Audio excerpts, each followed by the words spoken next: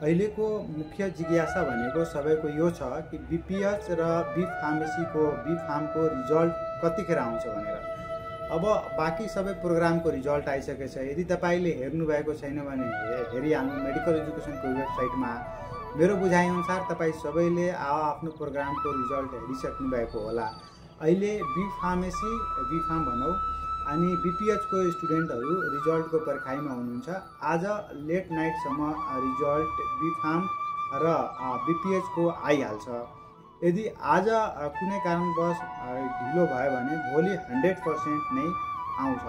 त्यो तपाईँ ढुक्क भएर बस्नुहोस्। अनि अब रिजल्ट आइसकेपछि बाँकीको प्रोसेस रिटोटलिङको सुरु हुन्छ अनि त्यसपछि प्रायोरिटी सेटिङहरूको पनि प्रोसेस अगाडि बढ्छ। अनि यसरी गर्दा हाम्रो जुन फाइनली म्याचिङको प्रोसेसतर्फ पनि एउटा फर्स्ट स्टेप भनेको प्रायोरिटी सेटिङले नै स्टार्ट हुन्छ। फेरि भेट्छौँ हामी अर्को भिडियोमा। यदि तपाईँले केही डाउट छ, फार्मेसी भयो, बीएससी नर्सिङ भयो, बीपीएच भयो, अरू पारामेडिकल एन्ड मेडिकलमा एमबीबीएस बीडीएसको कुनै पनि तपाईँलाई जानकारी चाहियो विथिन कन्ट्री या आउटसाइड कन्ट्री एब्रोडमा पनि पढ्नको लागि भने मेरो दिएको डिस्क्रिप्सनमा नम्बरमा तपाईँले सम्पर्क गरेर बुझ्न सक्नुहुन्छ। फेरि भेट्छौँ हामी अर्को भिडियोमा।